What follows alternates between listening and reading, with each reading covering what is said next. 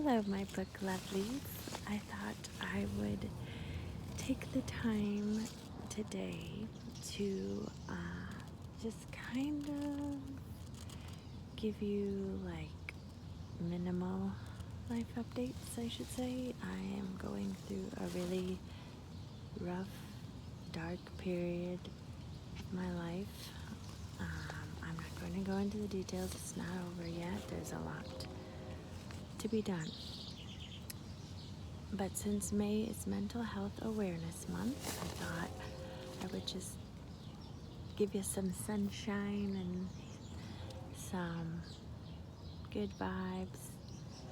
I am here now. I'm in a safe place. I hope you're in a safe place. This is, if you can see around me, this is going to be my new quote-unquote studio. It is my little pop-up tent. It's my book ASMR pop-up tent, and I am here today sending love, sending positivity, sending good vibes your way. I believe in paying it forward.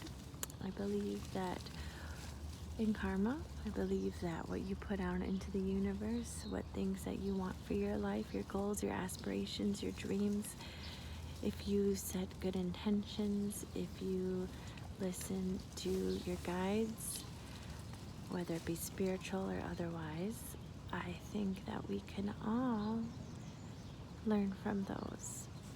And I'm not naive. I know that the world we live in is unpredictable.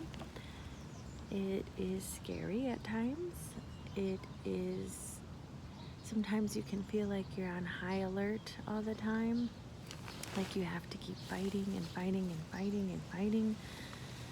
And I'm here to tell you that you can fight, but also fight for yourself. Fight for your goals, fight for your well-being, fight for your sense of security, fight for your stability, mentally, physically, emotionally. Fight for what you need to fight for to make your life whatever it is you feel comfortable with. I think that with May being Mental Awareness Month, we need to rest. We need to recover from anything that may harm us or hurt us or make us feel less than. And we need to move forward. We need to move forward with grace, with peace, with love. Grace, peace, and love. Those have been my 3 big mantras I've been saying this whole, well, we're only halfway through May. But you probably noticed I didn't have a video up in April. I was dealing with a lot of turmoil and emotions and uncertainties and insecurities, and just I was in a toxic situation. I got myself out of the toxic situation. I'm settled in my safe place, and I wish the same for you wherever you are. And I am going to this is a positive video. This is all about community and friends and lovers or whatever. I don't have a lover. Just meant in the sense of tarot. I've been consulting my tarot cards and doing meditation and finding what speaks to me. I wear jewelry out of intentions now. I saged my space. I think it's important to sage any toxic environment or anything that didn't bring you joy anymore. It doesn't bring you joy anymore. I mean, it's kind of like Marie Kondo said. You need to clutter, declutter, get rid of the old mess, toxicity, old things that were holding you back, and you need to move forward.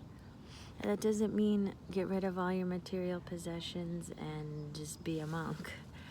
but it also means speaking to what's true to you, what you envision for your future and your future happiness and success, and taking that knowledge, that growth, that prosperity, whatever it may be, and using those tools that you have, using the guides that you have, your mentors, your friends, your romantic or otherwise, your intentions, coming from a space when you go into a sticky situation, or when you feel fearful, when you're on high alert, when you don't feel like you have control. I have anxiety. I'm very open about my anxiety. There's a lot of comfort that I look forward to in times where I feel anxious. But enough of that. That was a long spiel. I am just going to do what I do. I am going to show you my Kindle. Here we go. This is my Kindle. I got her about a month ago. And the reason why I had to get her is because my lovely, lovely daughter, again, this is a repeating pattern. I learned from these lessons, and I know I can only have physical books if I'm taking a bath or in near water. You know this if you've been watching from the beginning. I had a original Kindle back in August of 2025. I had to think, it's 2026. I still gotta tell my brain what day it is. And sometimes that's okay. If you need to take a minute in the morning to just sit, take a breath, say today is Friday, May 15th, 2026. The time is approximately 7:49 a.m. I am in my pop-up book ASMR tent. I am talking to you. So the little things like that, little mantras, meditations, just to give you a sense of grounding and peace and action to go forward on the day. So anyway, yeah, here's my Kindle. So I go back to my story. I had the original Kindle I got back in August of 2025. My daughter, the older one, she threw it in the bath. So I was like, uh-oh. Well, she threw it in the bath December of 2025 when it was like really like unpredictable weather, very capricious. I'm a Capricorn, so capricious is kind of my go-to word. I'll shut up about zodiac and tarots. I know some of you think that's woo-woo, and that's fine. You have your own opinions.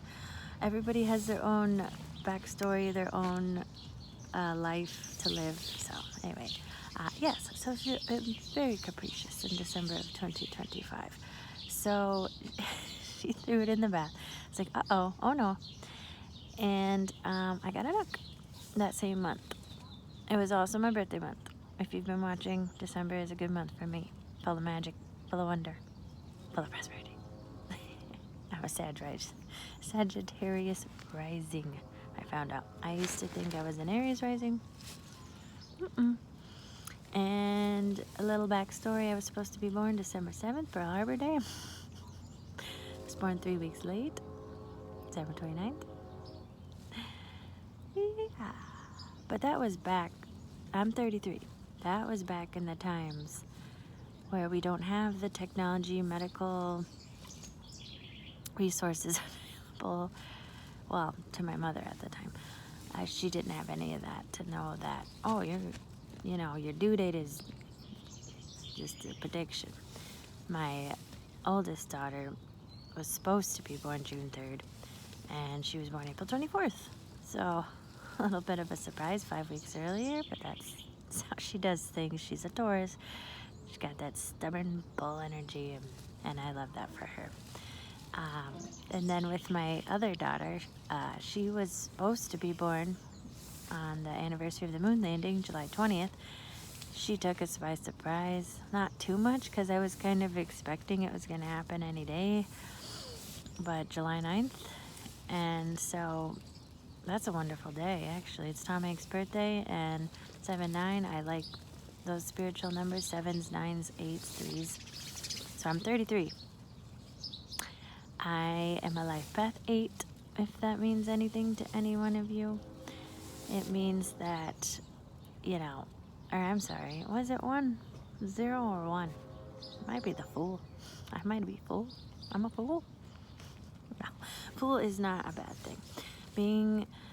Starting from a place of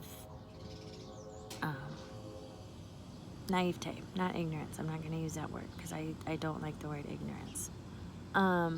Starting from a place of naivete, like I am now, and choosing to move forward, that's all of it. Again, I get on tangents. I'm sorry, guys. So she threw that in there, got the nook. Then last month, I got this beautiful baby. She's pink. Got some bookish vibes. Got my little pop socket. Very motherly, very floral, very maternal. And it has this cute little bow, pink bow holder thing. So when I'm sitting in bed and I'm reading this, I love it. Okay, so that's enough of that. Enough of my Kindle story. I just wanted to show you, I'm trying to get back into reading plays again. I know that Shakespeare's intention was for these plays to be performed, but I don't really live in a place where there's Shakespeare in the park, so to say, all the time. I mean, we do have community theaters here, and I have been supporting my community theaters. I went to see a play that my coworker was in. So was that May 3rd? May 3rd was, May 3rd, I went to go see my coworker perform at a community theater, and it was wonderful. It was a very powerful play. It was called A Soldier's Play. Apparently it's news to me that was a movie in the 80s or 70s, and it was also a play. So anyway, long tangent, again, I'm famous for those. I am in my Shakespeare era now. I am going to read more physical plays. So I got a couple here. I left one in my little basement here. So I have a Midsummer Night's Dream. And it's funny is in my little pop-up book tent here, I have a Yankee Candle, just a clip-on thing, and it's the fragrance of Midsummer Night's Dream. So yeah. And I'm going to read to you the back because I'm feeling very inspired by this latte. I won't go into it. So this is a Dover Thrift Edition. I got a pack of these cool little highlighters that I'm going to use too. And anyway, I'll read it to you, the description. Perhaps the most popular of all of Shakespeare's comedies. It's a comedy. I need more comedy in my life. A Midsummer Night's Dream humorously celebrates... Oh no, this is the different one.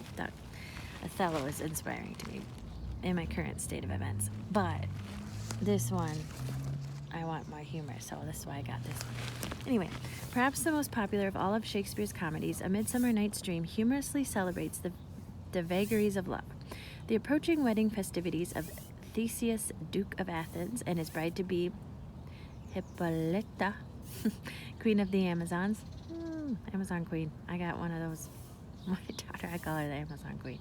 Anyway, are delightfully crisscrossed with in-again, off-again romances, I think we can all relate to those, of two young pairs of Athenian lovers, a fateful rivalry between the king and queen of the fairies, and the theatrical aspirations of a bumbling troupe of Athenian laborers. It all ends happily in wedding night revelry, complete with a play within a play, presented by the laborers to the ecstatic amusement of all. This edition, complete with explanatory footnotes, which is very helpful for me when I'm jumping back into Shakespeare, is reprinted from a standard British edition. I also have Othello. This one spoke to me on a deeper level. One of the greatest of Shakespeare's tragedies, Othello tells the story of a Moorish general in command of the armed forces of Venice, who earns the enmity of his ensign, Lago, by passing him over for a promotion. Partly for revenge and partly out of pure evil, Iago plots to convince Othello that Desdemona, his wife, has been unfaithful to him. It's Iago, like in Aladdin. Iago, that's right, not Lago. I was an English lit major, but I graduated 11 years ago. Please don't sue me. Iago succeeds in his evil aims only too well, for the enraged Othello murders Desdemona. When Othello later learns of her innocence, he takes his own life. Bleak and unsparing, this play offers a stunning portrait of an arch-villain and an astute psychological study of the nature of evil. You just gave away the whole freaking play, man. Why did you do that, Dover? I'm still gonna read it, though. It's a classic. It's one of those things, like, if it's a classic, obviously and it's Shakespeare, come on now. Most people know the ending. Romeo and Juliet, Hamlet, King Lear. I got another book. I'm trying to think right now. So I got Othello, Midsummer's Night's Dream, and there's one other that I got. Let me consult my Amazon Oracle. Hold on 1 second. It's gonna bother me. No, you know what? Sometimes my perfectionism gets the better of me. I'm letting it go. Letting it go. Anyway, that is all I have for you today. Take care of yourself. Be well. Stay true to you. Bye.